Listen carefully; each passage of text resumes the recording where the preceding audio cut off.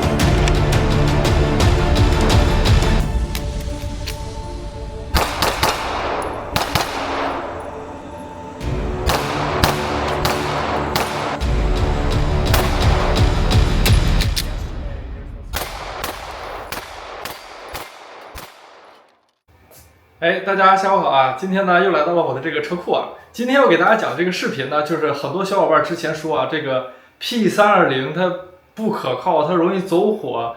然后呢，这个我要不就换格洛克，格洛克是不是更稳定？首先，今天这个视频我先给大家卖关子，我的其中一把格洛克就坏了，特别离谱啊。好，然后接着往后说，这个如果说我要换格洛克，那最新出的那个格洛克 KOA， 哎，就是我身后这边啊。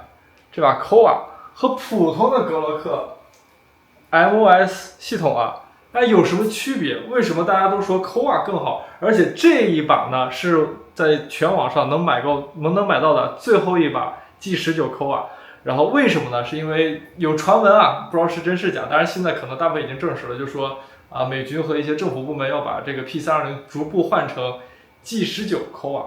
那好，那今天呢就借这个视频，我给大家讲讲这个 MOS 系统和这个 KOA 有什么区别。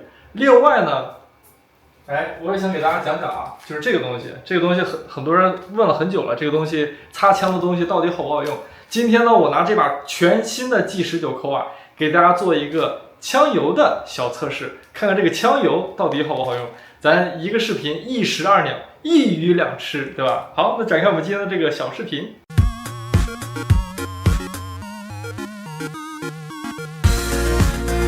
好，格洛克咱就不多说了，这个我的老 G19咱就先放一边，先不说了。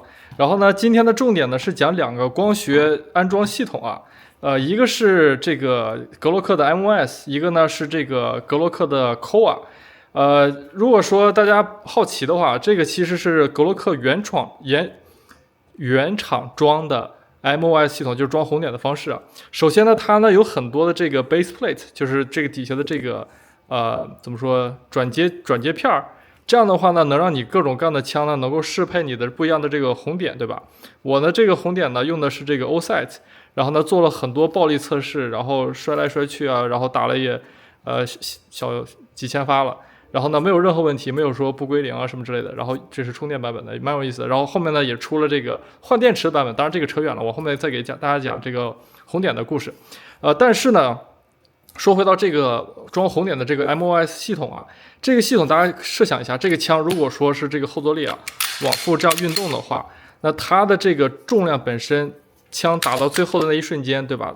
然后停止的那一瞬间，这个它有好几个 G 的，是几百 G 上千 G， 有的可能说极端一点的话就对吧？这个离心力会比较强啊，中文都说不利索。所以说大家看到这个地方呢，它是有两个安装螺丝。前面呢，像这个 MR 也是啊，它有两个固定的这个卡榫加上这个螺丝，然后把这个红点固定在这上面，然后固定在这个 adapter plate 上面，就是这一节上面。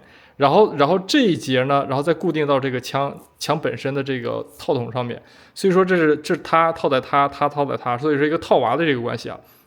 当然了，为什么要有这个铁中间有个铁片，就是为了能适配不一样的红点的这个所谓的 footprint， 就是它这不一样的这个规格啊，像什么Delta Pro 啊、SIG 的红点啊、OSI 的红点、Trijicon 什么这有不一样的嘛，对吧？这个呢就是说，我用的4号，然后呢用这个就可以装这个全封闭的这个 OSI 的红点没有任何问题啊，非常稳。但是 OSI 的 S， 但是有一点啊，就是当这个螺丝给大家形象的解释一下，还是拿我们这个金箍棒啊。假如说这个呢是你枪的这个本身的螺丝，当你的这个枪红点安装在上面的时候，其实很多这后坐力停止的这一瞬间，这一节和下一节这个力啊，尤其你红点的越重，你上面螺丝承受的力就越大，很容易把这个螺丝这个地方呢，慢慢时间磨损，啪，它就给切断了。即使前面有这个所谓的这个固定销，固定销本身它其实也是有矿量的，这个是有矿量的，所以说呢。这个在矿量之中呢，你这个螺丝呢是不断的去运动。螺丝啊，它本身设计呢，它是有这个旋转的螺纹嘛，所以它往上下，对吧？上下这个承受的力呢，其实它能承受的还是蛮多的，因为螺丝本来就是这样设计的。但是你的这个横向的这个剪切力呢，根据材料的不同，会导致这个螺丝呢提早它断裂，然后导致打着枪，然后这红点就飞掉了，对吧？所以说这是为什么？其实很多红点的这个品牌啊。我给大家提个建议啊，就是没有说单指某一个品牌，我只是说提个建议，这个螺丝这个小细节一定要注意。现在来讲，红点品牌这么多，很少有说红点打坏了，除了对吧这个对吧？大多数呢其实都是这个螺丝坏了，对吧？所以这个呢就是螺丝要非常的小心。但是呢，作为这个奥地利人和这个瑞典人，他们在一起，北欧人开了个会，说什么呢？我们能不能通过设计手段来根本解决这个螺丝的这个结构问题？Kowa 就出现了。这个是什么呢？大家虽然说看到后面还是有2个固定螺丝啊，但是它这个整个枪的这个它是前卡后挂的模式。这个词儿熟不熟？前卡后挂啊。然后前面呢是把它卡在这里面，让红点呢它不会抬起来。后面这个螺丝啊，它其实并不是受这个切力的。给大家仔细看一个细节，它呢是完全把它往下，像我刚刚讲的，把它往下，后面给它压制住就行了。而它的这个横向的这个力，其实是传导到这里，传导到它这个枪的这个套筒本身啊。给大家看一下，力呢是传达到套筒本身的，所以说螺丝本身呢设计上啊，它其实并不受任何力的。所以说这个角度设计呢，当然我烧的时候之前的视频给大家介绍过了。这个红点呢，其实理论上来讲是要比其他的这个红点设计起来要更耐用的，因为它这个是它自己的这个切槽设计，对吧？当然我也希望这个后面其他的这个品牌也出类似于兼容它的这个红点，这样能把它做得更好，对吧？更优秀。当然这个呢是一个全新的这个切槽设计。然后呢这个红点呢我也给大家说一下，这红点叫 Aimpoint Kowa， 对吧？这边呢是调节它的这个左右，对吧？或者是 windage 风向。然后呢这边呢是调节它的 elevation， 也就是它的这个上下。然后呢这边呢大家看到这边就是它的这个操作了。操作的话就是对吧？增加亮度，然后甚至说关机。这个红点其实对吧？它也没有太阳能电池板，也没有什么其他这个特别花哨的功能了，就是一个中规中矩的红点，对吧？然后给大家看一下它这个视窗啊，视窗其实还可以啊，视窗呢还算怎么说？因为它这个边框啊做的相对来说比较薄，所以说呢它这个看起来并不碍眼，就是不会说让人看着很不舒服，很厚的框，不像这个这个所谓 Aimpoint 另外一款这个 P2 啊，它那个框特别厚，感觉是个油桶，然后感觉挺影响视线，但这个其实存在感并没有那么强。而且它的这个上面这个机脚啊，大家看到这个机脚做的有点像这个 Trijicon 的 MR， 所以说它跌落测试啊其实还是蛮耐操的，所以说正常来讲是不容易跌坏的。然后呢给大家看一下它的这个红点呢其实是跟后面的机瞄是 Covenus 的，看到没？所以你可以前转星，对吧？给大家举个焦，前转星，对吧？后转星，它是可以 Covenus， 也就是说什么呢？当你这红点没电的时候，然后你还是可以用机瞄的。然后说到这个红点呢，它换电池啊是用这个内六角给打开，然后这是你的这个电池仓。它原厂自带了一个电池，然后呢带了一个电池取出来的工具。内六角螺丝刀是调节它准星的，然后备用螺丝。然后如果说你不想用红点的话，它给你一个备用的盖子。然后还有一个银色的跟纽扣电池一样的，这个是用来取装电池用的这个一个小工具。因为大部分人可能抱怨的就是它这个电池仓不好打开，因为它是防水设计。其次呢，打开电池不容易取，所以说呢，它这个附了一个电池工具。所以红点呢就是这样，中规中矩啊，没有什么特别的。枪呢也是中规中矩，就是一把 G19啊，也没什么特别的。然后使用起来就是这个射击手感，就或者是红点的使用手感还是蛮不错的，蛮不错的。然后给大家看一下，对吧？看出区别来了吗？对吧？就如果说耐摔的话，肯定是 KOA 更耐摔，因为它这个机脚大家看到了，和这个机脚，对吧？这个我已经做过这个测试了。然后这两个呢也都是这个全封闭的设计啊，哎，对吧？而且这个都是可以 Covenus 的，也就是说可以用这个备用铁瞄啊。好，这个就是想给大家简单的讲讲这个 G19 KOA，对吧？然后后面呢，我给大家讲故事啊，我的这个 G45它居然坏了，对吧？然后这个不如我的320可靠呢，行吧？那我今天这个给大家讲这个红点就给大家讲到这里，然后后面呢给大家讲这个枪油的小对比啊。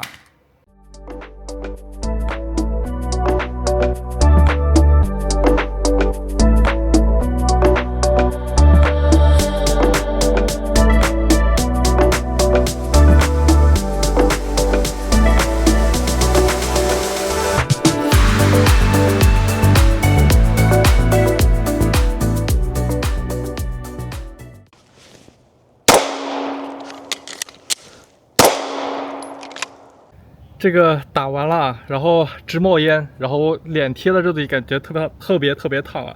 然后呢，给大家就是上面浇点水啊，大家应该能听到滋滋的声音啊。只是想测试一下这个枪油啊，听到了吧？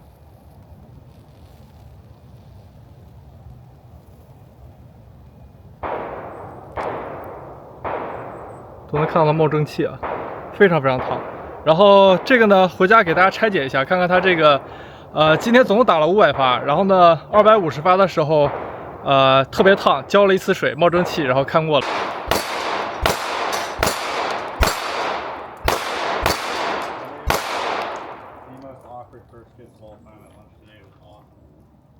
You made the most awkward first kiss? Yeah, may have had. At the workplace? No, it was at lunch outside of the workplace. 然后这个呢是500发结束之后浇了次水，然后给大家看我是有多烫的温度去打这个枪，然后呢回家看它的这个磨损程度和我另外一把 G45啊对比一下，然后看这个枪油，哎，它到底表现如何。然后这个红点 KOA 没有任何问题啊，就是看着挺好的。然后有一点呢，正好在这里给大家说一下，就是大家可以看到，就是我平时打靶穿的都是这个白衬衫，对吧？然后我平时擦枪油呢有一个痛点，这个痛点是什么呢？就是如果说我枪油擦多了，会导致就是每次开枪的时候，它那个枪油啊会从后边喷过来，就有点类似于像这样的，能看到没？然后呢都会溅到我的衬衫上，然后我衬衫就特别脏，特别难洗啊。但是这种枪油拿布擦这种枪油呢，你就不会说擦枪油擦特别多，然后导致枪油溅得到处都是。大家可以看我身上一点枪油的痕迹都没有啊。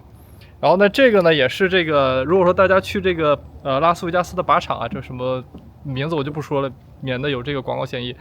他们的对于枪油的这个挑选呢也是非常严苛，因为不希望这种大客户对吧，去靶场打完枪之后，然后结果溅得满身枪油，然后几千块钱的这个衬衫，然后就毁掉了，对吧？所以说他们也不希望看到这种事情发生。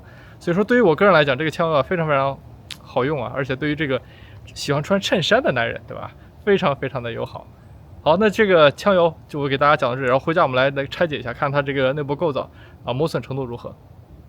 枪还是好打的，毕竟是把格洛克嘛，只不过加了红点而已。好，现在我们回到家了，摆在我面前的呢是3把格洛克，这3把枪呢，我最早的 G19啊，这个已经是上万发的这个，能看到这个使用痕迹啊，包括这个推弹钮啊，这个不是空舱挂机解脱钮啊，都已经很磨损的很明显了。这个呢是相对比较轻的这个 G45啊，这个打的呢相对比较少，这个打了可能几千发左右。然后呢，这个呢，我上次做了一个视频啊，就是我上次把它保养完之后，然后呢，参与了一次这个 Olight 的一个活动啊，然后拿它呢做一个测试的样枪，然后打了可能大概1000发左右吧，然后就是也是个对照组啊。然后这一把呢，就是今天的这个主角，就是这个 G19全新的这个 G19扣啊，今天呢总共打了500发，250发，中间呢我给它做了一个淋水，然后呢看看它这个效果啊。所以接下来我们就把这个3把枪挨个拆开，看看它们有什么区别啊。首先这个呢 G19啊，这是老生常谈了，对吧？然后我都给大家放到一边啊，然后挨个去对比。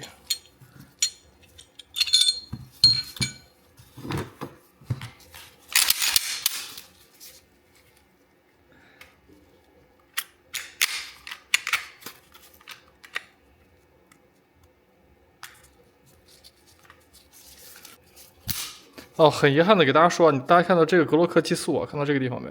它已经压不下去了。这个格洛克也会坏啊！我勒个擦！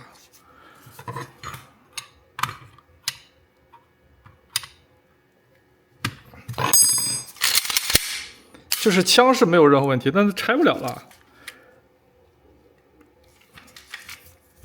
不知道大家能看到啊？这个地方，它已经斜过来了。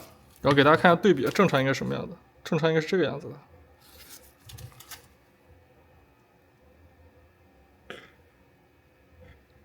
格洛克它坏了，本来想给大家看看它这个，本来想给大家看它这个里面内部的磨损的啊，然后结果它坏了啊，没事，我镜头先切一下，我先修一下啊。哇，兄弟们，你敢信吗？格洛克它居然坏了，坏了，看见没？坏了，我勒个去！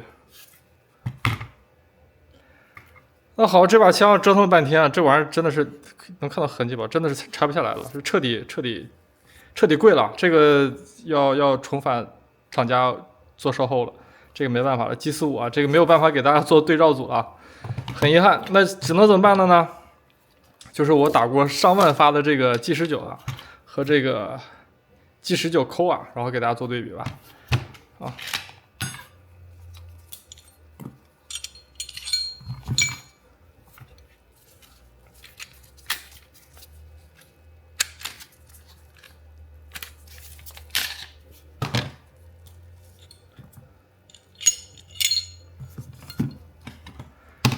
好，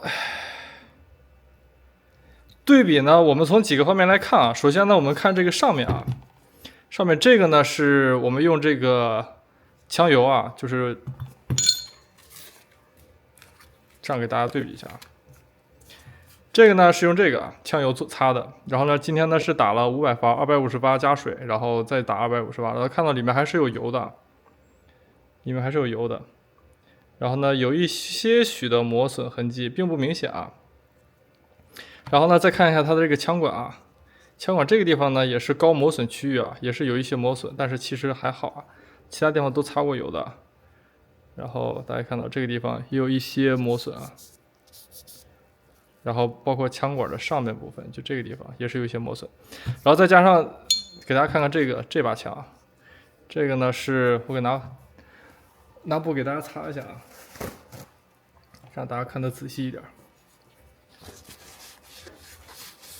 这个呢是我平时都是用 CLP 做保养啊，然后但是怎么说，保养频率其实并没有那么高啊。然后大家看到这个枪管磨损，这上万发的磨损，对吧？这个地方和这个地方都有磨损，对吧？下面就不用说了，磨损也非常明显啊。然后包括这个地方，对吧？我们两个来做一下对比啊。这个呢，我们也都是拿这个全部给它把油擦掉了啊。不要再说这枪管上面没有油了，因为我已经把油全部擦掉了。看到没？这是对比啊。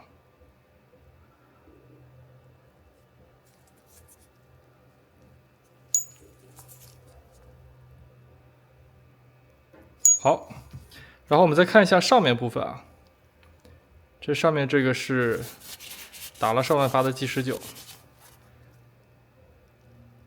然后用的呢也是 CLP 啊做保养，这个呢是用的是这个养耐保啊，然后这个呢我们也是拿这个把墙油都擦掉啊，让大家看的对比更明显一点，看到差别了吧？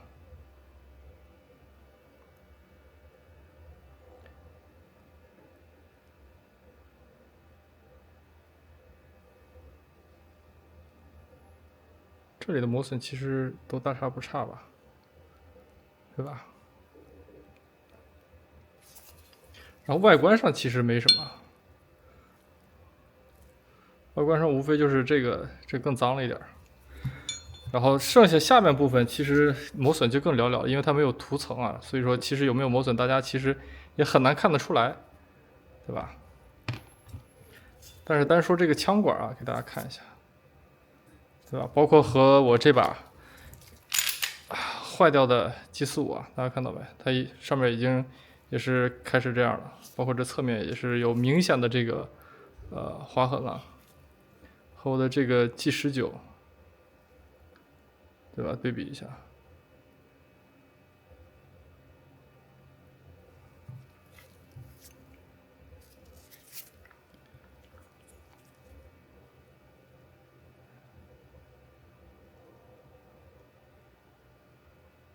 就单个人说个客观一点啊，就单个人而言，我觉得这个耐磨程度呢，其实可能并不如 CLP 啊，是我个人的感觉。当然，这个还需要更长期的测试，因为今天毕竟，打的呢也比较多，比较烫啊。大家能看到这个油啊，如果说它这个如果说不是很稳定的话，其实那个高温早就把油给蒸掉了。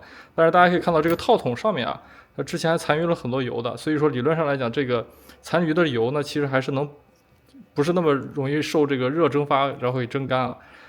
CLP 呢，也挺容易蒸干的，所以这个东西，我个人而言，对于我个人而言，就目前来讲，让我选 CLP 还是选这个，我肯定选它，因为它用起来非常方便，然后也不会说把我的这个衣服弄脏啊。然后磨损上来讲的话，其实我感觉大差不差，毕竟这个是高温高压的这个情况下做的测试，所以说这个条件也相对来说比较极限了。当然对枪械来讲，你说有这种外观的磨损，其实无所谓，对吧？就是有磨损它照样用，它也不会卡不会坏。但是并不是所有枪都不会卡不会坏啊，格洛克也是如此。你看它这地方就坏了。如果大家小伙伴有知道这个东西到底怎么坏怎么修啊，这个视频下方留言你也教教我，我是真的是弄不下来，我拿锤子砸都不行。看到吗？拿锤子砸都砸不下来。哎，好吧，就放在一边吧。然后这个呢，就是想给大家借这个机会啊，顺便讲讲这个 KOA 和这个G19的这个小区别，对吧？在这里啊，有一说一啊，大家看到它这个后面，它这个已经都不齐了，然后这看着也怪怪的，对吧？然后这个明显这个拆卸的这个 takedown lever 它也是坏了，但是这个枪它不影响它击发，它照样还能扳机手感也变了，但是不影响它击发啊，很有意思。给大家拿这个金箍棒给大家看一下。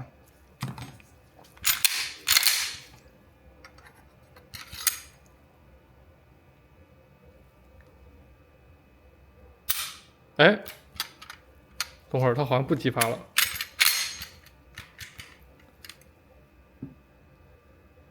哦，还是激发的。所以说啊，这个虽然说它已经坏成这样了，就都走形了，然后也没有办法拆卸，没有办法做保养，但是它还能正常激发。所以说，你说它好用耐用，它也是真耐用。你说它不耐用，这枪也挺新的，就是才打了几千发，然后它这玩意儿居然就坏了。啊，还不如我的320耐用，有点离谱。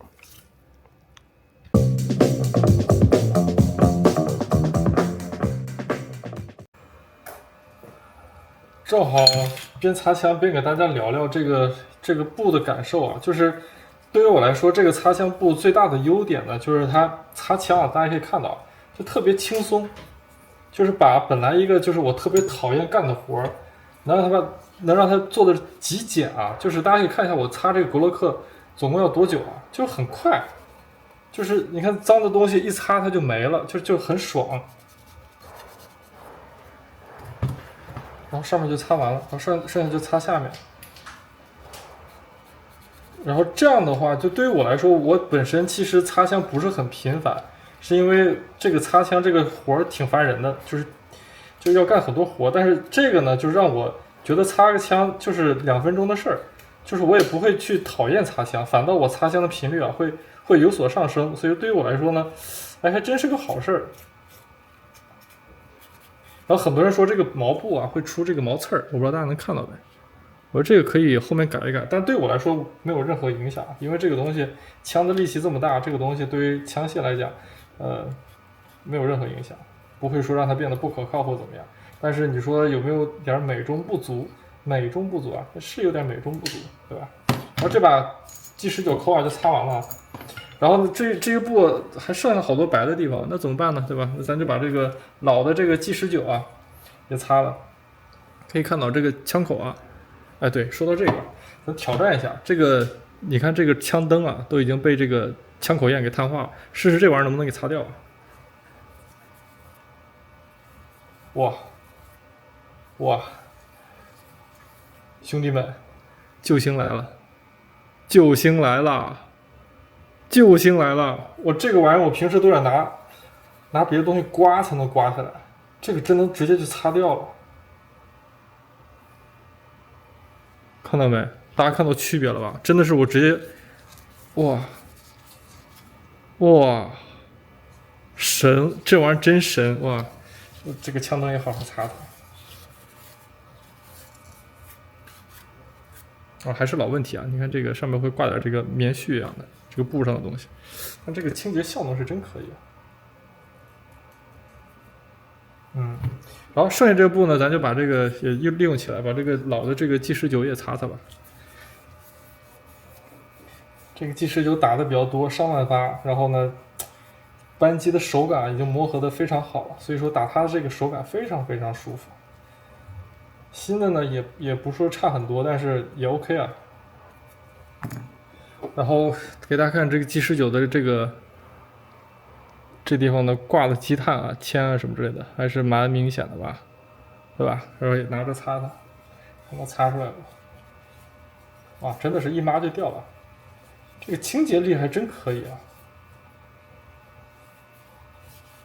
然后给大家说个趣闻啊，这个格洛克版本呢，这个早期的 G19版本是跟 FBI 是一个版本啊。我给大家讲如何看自己的 G19第5代是 FBI 版本，还是说这个第5代的这个版本。当然这个先卖个关子，我先把它擦完。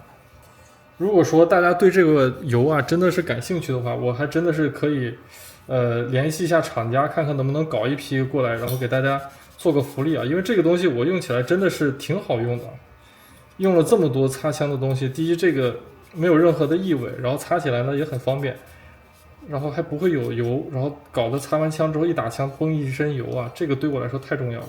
你都不知道我这个因为打枪毁了多少衬衫。我给大家看看这个擦完后的样子，很干净了哈，对吧？就是把本来擦枪特别讨厌的一个事儿，然后通过这个玩意儿让它变得简单了，我就觉得这事特爽。来看底下这个握把，对吧？脏兮兮的，是吧？拿着擦一擦。当然，这个底下这个我已经是拿着这个小蓝布，我已经擦过一遍了。来看看这个握把上面脏的，这也是跟随我征战多年啊！哎，好枪一把。我给它装起来，装起来之后给大家讲讲这个有什么区别，对吧？自己的这个第5代的格洛克和 FBI 版本的有什么区别？当然，这个我也是在网上看来的。哎，这里有把灯啊，这个是Nikkor 的35，对吧？然后一会儿可以给大家看看它跟其他这个枪套的适配性如何。然后这个据说是这个人民公安，哇，好亮，同款啊，所以这个有点意思的一个小灯。当然这个东西我会给大家出一个横向对比的测评，就是比如说跟X300啊、X300 Turbo 啊，跟他们去对比一下，对吧？好，废话不多说，把枪装起来。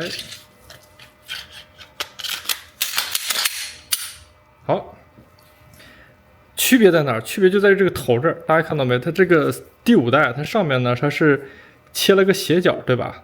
然后呢后面呢底下呢也是跟着它切了个斜角，来给大家看一下，是这个样子，对吧？上面有个斜角，下面呢也是个斜角。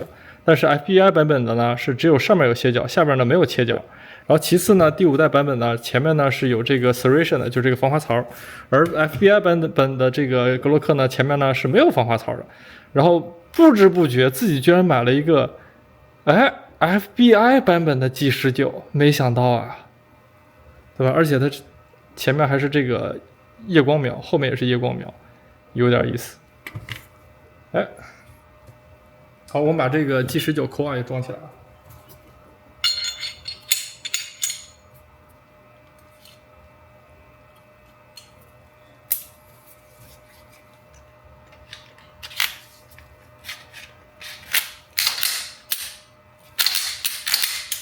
好，装完了。好，这个呢就是想给大家说的这个3把格洛克，对吧？哎，帅不帅？这个区别，对吧？红点的区别，然后呢枪本身的区别，还有这个枪坏了居然还能用。好，这个本期视频我给大家就讲到这里。每次视频啊都信息量满满，信息量这么满，一定记得在下方点赞、留言、加关注。好，我们下期视频见，拜拜。